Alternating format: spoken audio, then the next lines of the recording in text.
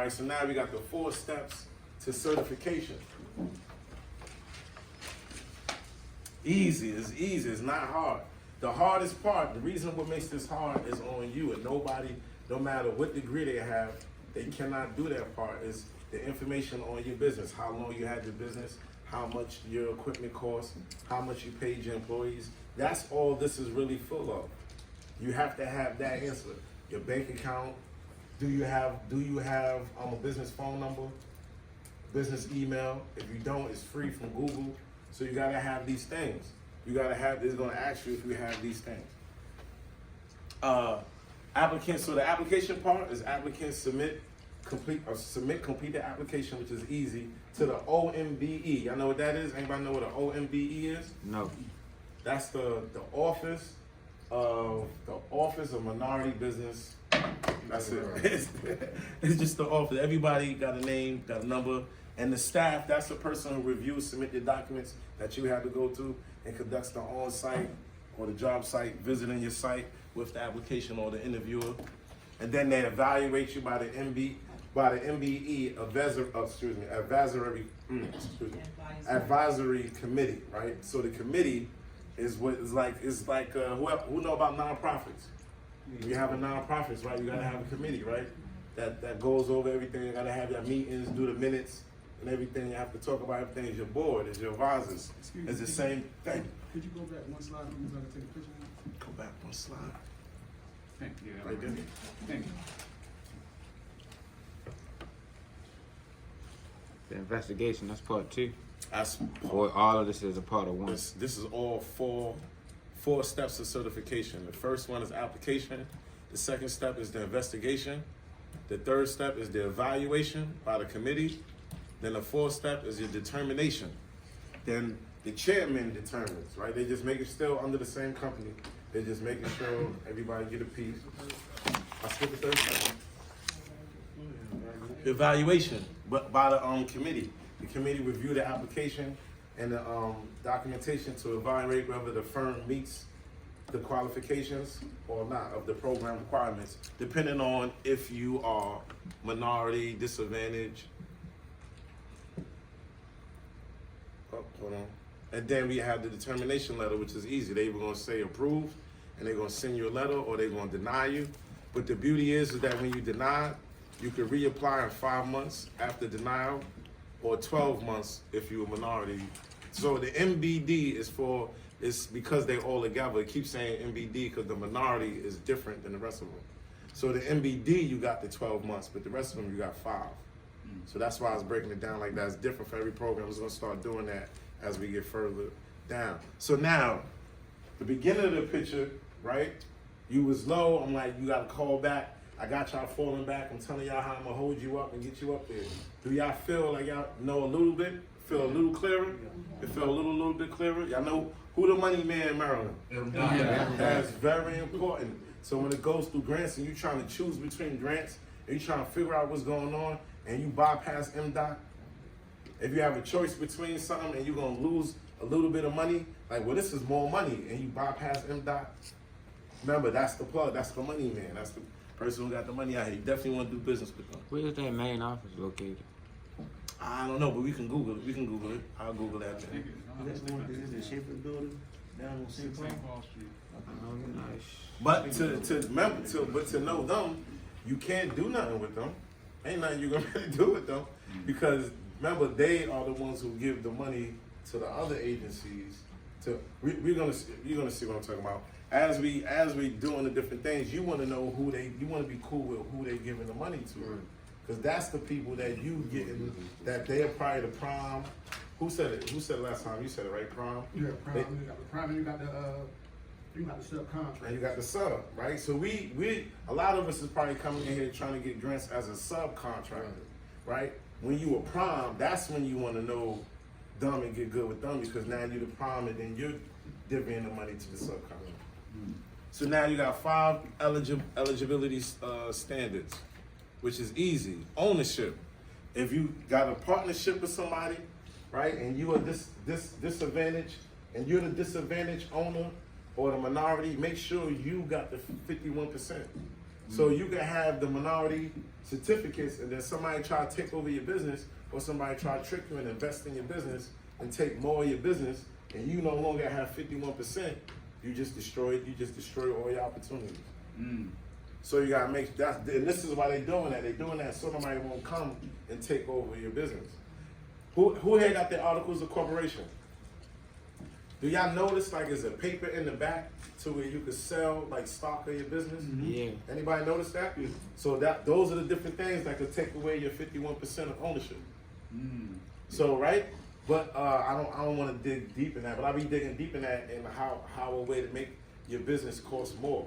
You know, if you go to a family union or something, and people invest in your business, and they give you $100 for 1%, that turns your business into how much? 50%. No. No. Is it what? No, how much is your business worth? If 1%, if somebody give you $100 for 1% of your business, then right, 100% of your business is what? 10,000, right? Let's Google it. Let's Google it. Let's make sure we got the answers. 10 bands. 10 100. No, you got 1%. It's 1% is 100. So 100%, you got to time about 100. It's 10,000. So how much?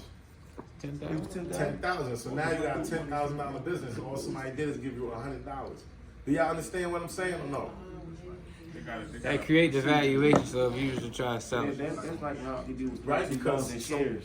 Yes. The more the shares you get, they blow your company up, or Yes. you can bust it down and split the one share Yes. in 4 shares, and 4 shares you can get $100, Yes. so then it goes to. But that you don't have to do it with a whole bunch of money because it's statistics, it's math, right? You can do it with a little bit of money. Somebody could give you $100 and say this is 0.5 of your business. Now you just raise your business Yeah, even your more. shares can be whatever you You want. see what I'm saying? Because you allow, as long as you document it, and then you can't cheat it. You can't like change. You'll get arrested if you give like $100 for 0.5. You $20 for 0.5. Yeah, you got me. Then you're gonna get arrested. Once you do it and you have it established, that's what is established. Same way they do it on the stock market. And then if after a certain amount of while nobody don't buy it, the price go down. You'll sell it for less, but then the vibration of your business go down. Right? So these are just entrepreneurial, small ways of understanding the same thing. You know what I mean? But what was I at? Oh, so that's why you want to stay. I'm showing you these things because somebody could use that to trick you, to take away your ownership too. That's why I said 1%, 0.1%, right? So you still own 99% or 99.5% of your business. Don't sell the shares to where you're not 51%. Then we got minorities status, right? Members of the following groups are presumed to be associated: socially disadvantaged women, African Americans, Hispanic Americans, Native Americans, Asian Pacific Americans. Like he said, everybody in this room qualify. So the minority status should be easy. Then you got control, right? The minority applicant must have an overall understanding of the majority and technical competence and experience directly related to the type of business in which the firm is seeking certification. So to give an example, if you're trying to do something in trucking, right? And the person that's the minority don't know nothing about it, but you just got them as a business partner, then it ain't gonna work. So if you be like, yeah, my business partner is a minority, right? If he don't got no control in it, he don't know nothing about what's going on, then it ain't gonna work. So that's the control part of it. So you can't just, they do it so you can't just attach to somebody who got a certificate. You gotta make sure that it's really doing business. Then you have your personal net worth, right? So now this is the reality of small business and corporations. A lot of people try to mix them all together and try to do all the things that Trump and all of them is doing. But this is the big difference. This is the big difference. Each individual owner must certify economical disadvantage by completing the personal net worth form. Everybody got to complete this. You had to complete this, right? This is hard. This is the hard part, and this is the part that nobody can help you on. This is your personal net worth. Quick question. Yeah. Ain't this what Marilyn Mobley just got in trouble for? Yes, that's what I'm saying. And they probably gonna crack down on everybody else. That's why what I'm saying, what I be telling people is that they crack down on a lot of stuff with the government people that we ain't never seen in American history. So they're gonna come and crack down on us like the next following year, 5 years later. My grandfather used to say that all the time. That shit rolls down. So if you see all the big dogs who ain't never get touched, all getting touched, we can't act like we untouchable no more. Right. So we gotta get our stuff together. But the beauty is understanding the law, because they also be lying to us and tricking us, right? So if you're a minority business, right? You gotta, as a person, you gotta make 1 million. Ain't nobody in here making $1 million. Right. So ain't even gotta worry about it. We still small business. We ain't making nowhere near that they making. So we good as long as we ain't making $1 million. So some people would get their money, get a whole bunch of money, and then they'll forget about, man, I'm good. Nah, you ain't nowhere near good. Because you gotta make almost 2 million to be denied. So if you making money, you can still do it. Now, same thing with the disadvantage. And the ACB. And just real quick. And even if you are, because you signed that, but it's people in here that's making more than that. But No, I personally, understand the business. difference between gross and net. That's net worth after all expenses is paid and taxes and everything. That's what's left. That's not what you made for the year. And this is your personal income, not your business income. This is personal net worth. The business is the next one. And so this is so you can be denied. So if they look at your personal income and you got this much in the bank, they're like, we ain't giving you no grant, do it yourself. Same thing with this. If you got this much in the bank, we ain't giving you no grant, do it yourself. That's all that's saying. And none of us don't have nowhere near that by ourselves without business or something, so we don't have to worry about it. If you do, I'm single. No, then is the size. None of us beat the size either. Applicant firm must meet the small business size standards established by the USA Small Business Administration. Now we hearing the Small Business Administration, right? We gotta focus on them because they sound like the big dog to us, right? But they ain't the money man. We gotta remember that. Remember that. They established the standard, but they ain't the money man. They established the standard, right? So what's the standard? For disadvantaged and small businesses only, right? 'Cause remember, when you apply for all of them. So they separate in the difference. 3-year average gross, right, have to be 30 million. This is your business. So now your 3-year average gross have to be 30 million. Can you see? Am I blocking something? See you standing up trying to see. You good? You all right? I called you out. I'm sorry, my bad. I asked her to move ST stuff here. Was I in the way? Was it something you was trying to copy? It's just something you call that. I can't remember. Okay, all right, my bad. So it's 30 million. Your cap is 30 million, right? We ain't nowhere near there. We trying to get up there. That's why we here. We trying to get up there to have this problem. This is a problem we want to have. Good problem. Right? And then for the ACBE, right, is another 3 years, right? It's the same thing, it's just 56 million. So this part is easy. This is for the people who doing tax write-off, this is for the corporations. For us, this is easy. Then your 5, right? Then it goes it goes either by your 5-year average, right? Or the number of employees. I think if you got more than 100 employees, then you no longer consider small business. Anybody got more than 100 employees? No. Right? And then we already saw the numbers. You got to make more than like million. I think your company in Maryland, I think you got to make more than 10 million a year. Anybody company make more than 10 million a year? No, well, I had a question. Yeah. I know some companies that have 100 employees, and then they won't qualify as small business anymore, so they'll open up other smaller companies under there. Well, that's why a lot of people subcontract too. That's why a lot of people subcontract. You don't have to do no benefits. You don't have to do a whole lot of different things. So those are the different ways to go around it. But if you have that many, so this is something I used to do, right? It's different now because a lot of black billionaires is dying or going to jail. So it's different now. But the real way what I did was to see who was the real people making money across the world, right? And it was one Nigerian. I did this like 10 years ago. I forgot his name. It was a Nigerian. He had the most money because his business only had 19 people. So you can look at the statistics. I'm gonna show y'all. When you look at the statistics, you can see how much money they making every year. Because this is why you gotta give them all your information, and you gotta be accurate.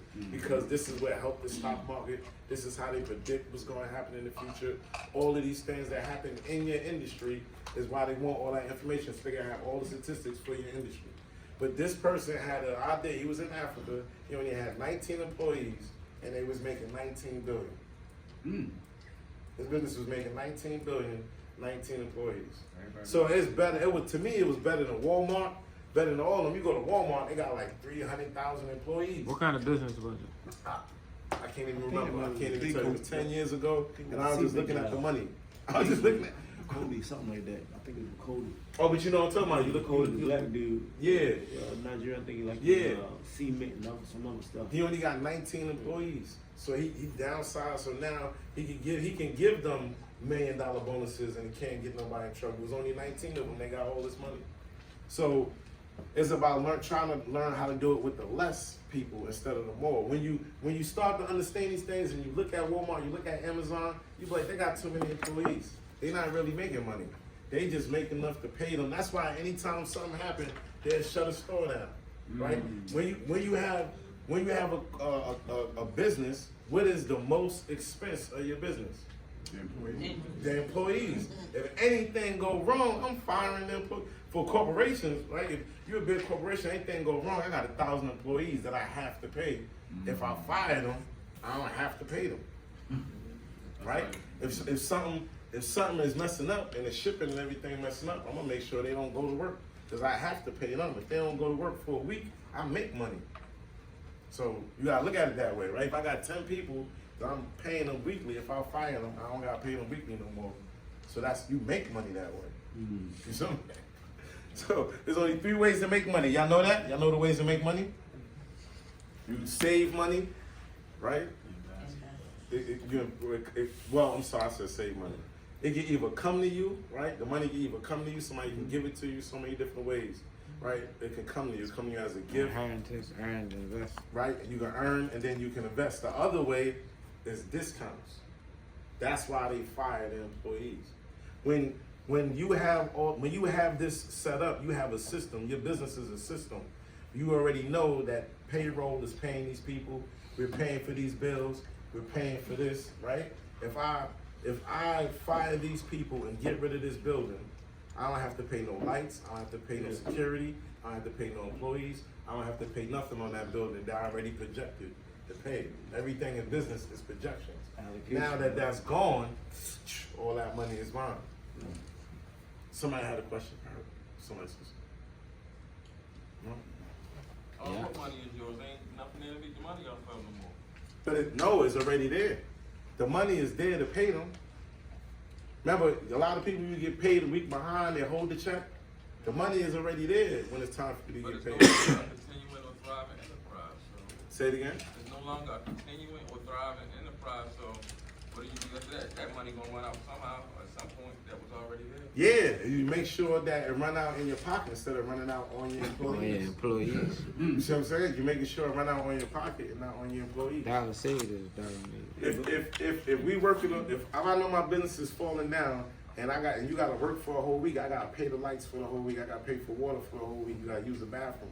If I fire everybody, I'm not paying none of those bills and I'm not paying none When of you those talking people. about saving a failing business, I thought you were saying to keep it continuing, like make you bring in income overall. No, you can do it that way too.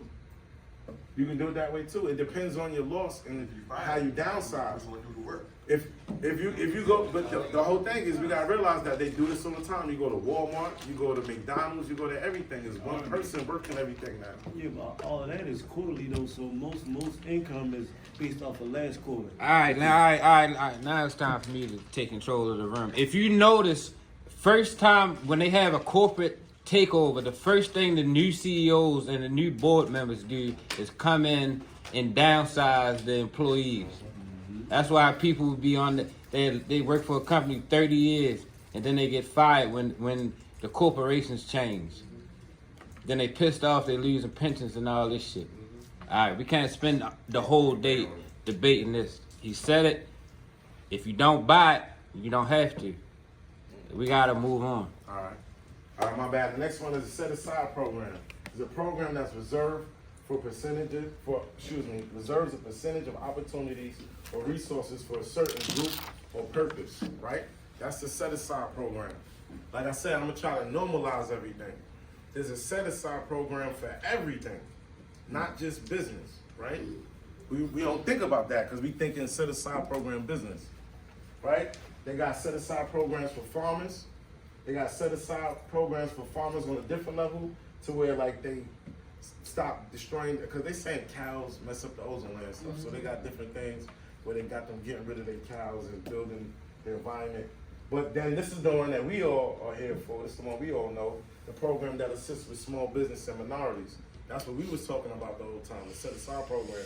But we also know that they have home set aside programs, right? The same thing. You prove you're a minority, you prove you're disadvantaged, you can get a first time home buyer house, right? These are all set aside programs. And Right. if you don't know, if you anybody in here from East Baltimore know where Caroline Street at? Yeah. Right, y'all see them new houses down there? Right, I had a brand new 3-story back in like 2012. I got 80 grand for this. I did the first time home buyers class. I did the trolley tour, the vacancy value, all these type of programs. Live where you work, good neighbor.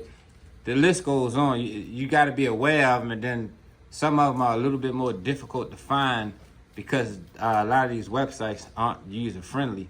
That's why I personally would rather use somebody to help me. But there's stuff out here for everything. You're right. What's hard in Maryland that the websites don't be working. I go to websites, I call a number, be disconnected. I'm like, what's going on? And some of these websites you can't use on your phone because you'll get all the way to the end of the application and you can't submit it because you need a laptop or a tablet or a desktop. Yeah. And then another way is that I just want to make sure that everybody's trying to link stuff together, like with the set aside programs. If you eligible for any grant or think you're eligible for any grant as a business, they still do your individual. Then you also eligible as an individual. So when you filled out the paperwork, notice you filled out paperwork for your business, and then you was filling out paperwork for your individual. Right? So yeah, so if, same thing with the set aside programs. Not only do it for your business, do it for yourself. That's not illegal, doing that? No, it's not illegal because remember you got your business entity, you giving them your EIN, and when you're doing it for yourself, you're giving them your social. Right? And you're eligible because it's still you that disadvantaged person. So is this program. The reason I filled out for one recently, and they asked me if I filled out for another one. It wasn't the same one. It was in the same category. You mean like a home buyer program? Nah, just a business grant, and because I had already received funding from one, and it's got all of them listed. So I went for the other one, and they asked me if I received funds from the other one. Oh. So I don't know if that was a disqualification or what. I answered it because that's not disqualification. If they working with you and they work good with you, they usually continue to work with you. Right. There's a lot of companies who got grants for years. Who like John Hopkins. John Hopkins, most of their money be federal funded grants and stuff. They get that joint for years. They get like once you in good with them and you do everything right, they don't just keep giving you the money. So it don't matter, but tell the truth so they won't think that you lying, yeah. locked in. So It made me back off of it, but I should have went through because I already went through the verification process with the first one. So it probably would have made that one go back easy. Sometimes when you answer it, it'll tell you like, oh, then you deny, or it'll tell you what's the number. They probably want you to write the number. They did. Yeah. So now you can do it. It's not. they probably doing it to help you to make sure you didn't cross-reference nothing. And if they see that you did good with the other grant, then they'll give it to They you. gave you no, right? Even if it's an LLC, you can do for your business and yourself. Say it again. Even if it's an LLC, you can do Definitely if it's an LLC, right? Same like if somebody sue you, they can't sue you and your LLC, can they? No. That's the reason why you got the LLC, right? So you do it for yourself as well and your business when you do an LLC. So all right, so let me give you an example. It's different set aside programs. Okay. So let me give you an example. You do one set aside program that we're all talking about now, right? To get the certificate for your business. And then you can do another program that they have set aside for individuals. They have so many of them. Individual who lives in Baltimore. I think they have the dollar houses. That was only set aside for people who fit this criteria. You have to be a first time home buyer house. They have set aside things for foster care people. They have stuff set aside for people who have lead poison. These are all set aside programs. If you had lead poison, you set aside to get this money. You set aside to get this house for $1. If you had, I don't know, does anybody know what I'm talking about? Yeah, but what they most popularly talk about is that you gotta have $100,000 in the bank. So, Or now proof they have of the stipulations. funders, Yeah, right. Every one of them have stipulations. But you don't have to have that money if you can prove that you have access to it through a loan or hard money or some type of way. But that's where the business will help you. The one with you have to prove you have a certain amount of money. That's where your business can help you. So a lot of people get taught taxes wrong, right? But like I said, I've been doing this for years, and a whole bunch of things change, and things change after the pandemic, and everybody have all these schemes, ways to make money, and do all these things with taxes that they messing up on the reality of it. The reality of it, when you have a business, right? The first thing you focus on is making sure you know how much you're getting paid. So if you be like, I got this business, I'm paying myself $50,000. Your business only made $20,000. This is another tax thing for the people who caught on to the last one I did. Your business, right? You give yourself $50,000. Your business only made $20,000. What happens? Yeah, negative. Who lost money? The business. The business lost money, right? And what about you? Is it a tax write-off for you or no? No, you gotta pay on your earnings. Your business owe you money. Your business owe you money. You can take your business to court. Don't do that unless it's big dog status, right? But understand that on a small level. You gave yourself a salary of $50,000. You an employee, same thing as any other employee. If you don't pay them, they can take you to court, they can sue you. Your business didn't make the money that you projected for it to make. So now your business is in a loss. You don't have to do all that crazy stuff on taxes to do this as a write-off. Make sure you write this off for 7 years, blah, blah, blah. All you gotta do is give yourself a salary, right? Because you're working for a reason. And then now your business owe you money. So now your business is in a loss. All right, and before That's we go the any $10,000. further, and I want you to repeat this as well. He's not an accountant. I'm not an accountant. And we are not giving financial advice. We are delivering information we've acquired. True. I'm not an accountant. But definitely ask your accountant about that. every first employee of every business is you. You decide what you want to be. And when you go further, make sure you do that because you don't want to tie yourself into no legal issues. Oh yeah. Oh yeah, definitely. You have definitely. to have Don't your do nothing disclaimer. illegal. No, I'm not talking about that. You, as a person, Okay. have to make the disclaimer. Oh, You're yes. not a lawyer. You don't give legal Yes. advice because Right. people try to tie you into stuff and then That's true. you That's get true. I'm jammed definitely up. not a lawyer. Definitely not giving legal advice, right? But just see. I want y'all to see the different things that we have. That a lot of different things took it away. So it made this too hard. When it's easy. Once you know what subsidized, right, set aside means, it's stuff that's set aside for certain people. So this is how I get money. Like what you were saying with the grant book. The grant book, he has a book. What's the guy name with the question marks? Matthew, let's go. But to get the original book from the government was called the Catalog of Federal Domestic Assistance, which I was telling y'all about. It no longer exists. It is now SamGov, the website that he was telling y'all. So it's all on there. It's just a new form. They used to sell it for $80. It When I came had the out book, once it was a a year. big yellow book. It was a Yeah. big yellow book, boom, boom. And then I used to make money off this book. This is one of the books that helped me, right? This is what helped me to make money off of magazines, right? You gotta have the hustling thing. But when you can go in there, you open up a page, we used to go in there, it was a book like this. You can go in there and open up the page like this, and then they have like the list of the grants. It'd be like, it's grants to go to school. It's grants for old people. These are all set aside programs. Anybody ever heard of 50 and older neighborhoods? Yeah. Like Right? communities, like 50 and older communities and things, right? Those are set aside.